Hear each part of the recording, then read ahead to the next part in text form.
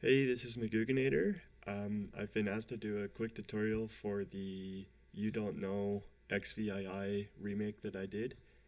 For those of you who haven't heard before, I'm going to play the original and then A-B it back and forth between my version and the original. So here we go.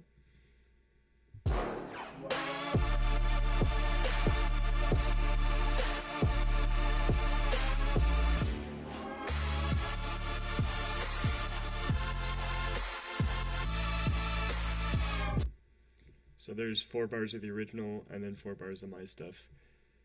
Cool. So we'll start with the actual synth, as that's the most important, I guess, aspect of this drop. Um, First thing I'll say about the synth is that the way I did it, it's very CPU hungry, just because of the amount of voices and everything else that it uses. So before we get started on the patch here, I'm just gonna note that once you're happy with something that you've got the sound of, I'd recommend you bounce it out to a new track like I've done here, and then go and turn off the plugin in your original track to save CPU usage. So if you're gonna do something like this in another track, you'll find it'll be a lot easier if you bounce stuff out. Um, okay, so what I'll do is I'll turn on the patch here and we'll unmute it so we can hear what we're doing. So I use Massive for this. You could probably get away with any other synth. I just chose Massive because of the distortion options and the voicing options in it, and also the wavetable and being able to choose between a square and a saw wavetable, as I found that to be a pretty important aspect of this sound. So to start off with here, we'll start with the voicing real quick, and then we'll get to the waveforms and stuff. I've got 5 voices per note here, and because of the big MIDI arrangement I have here in the back, you can see there's 4-note, 5-note, 4-note MIDI chords here, along with pitch bend and stuff. You're going to want to make sure your maximum voicing is as high as you can go, so that you're not accidentally cutting out unisono voicings when you play a big chord. I've got the pitch cutoff on, as well as the pan position function on. This is just your regular detuning function, of course, and this is your stereo spread of each voice, which is their 5 voices here. So I've done this to taste. You could probably sort of fiddle around with it anywhere in this area, and you just want to make sure. I tried the 2 of these here, and I found chord had a slightly closer sound to the original.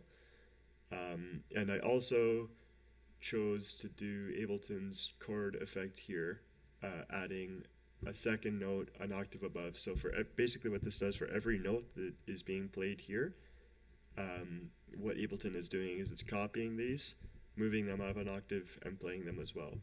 So in essence, we're getting 8 voices per note now instead of 4, and that's just because I wasn't happy with the amount of voices and the sound I was getting with this. So again, really important to have the 64 maximum voicing here, because 8 voices times 5 unisono is 40 voices right there, and you'll see it being used on the voice meter up here.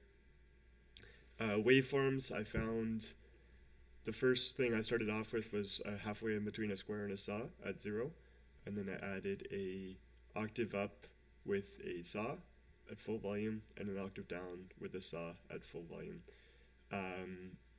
What this will do is this will get you, especially with the plus 12 that we have down here, and the fact that we're doing 4-note chord voicings with sort of big octave spread like that, is it's going to give you a very sort of multiple octave super saw kind of sound.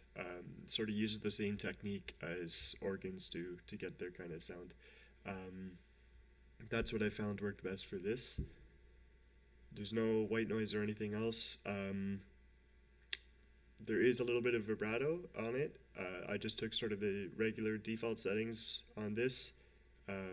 Fairly large depth into it, and sort of a medium rate. And now let's make our way to the filter here. The filter's not actually doing much for most of the patch. The only thing that it's doing is the macro that I have set up here. This one macro is mapped to the filter, and you can see I've got the macro automation right here.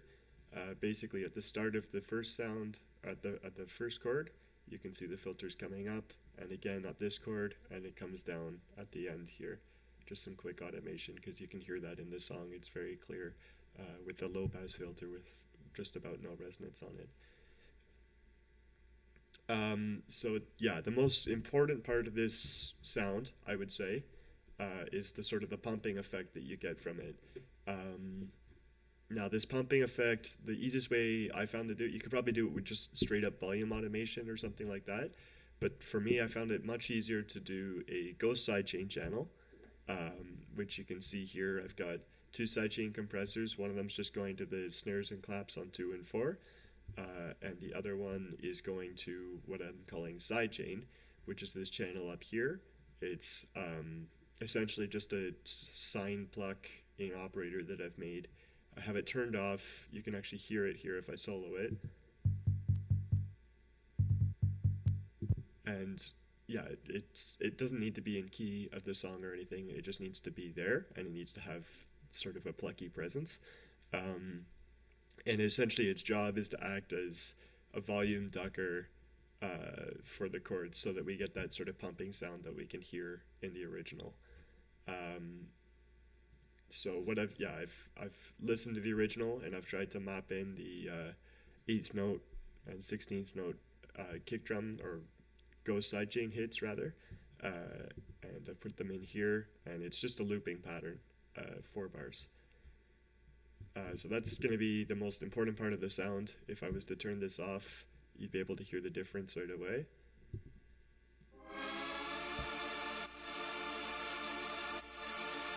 You can hear the only ducking that it's doing is from the snares and the claps. But if I have this ghost sidechain on, which the settings on my compressor are fairly like squishy, they're like really crushing it.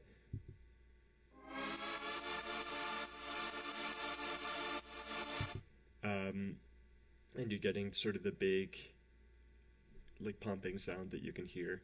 Now you can hear it's also ducking on the snare and clap.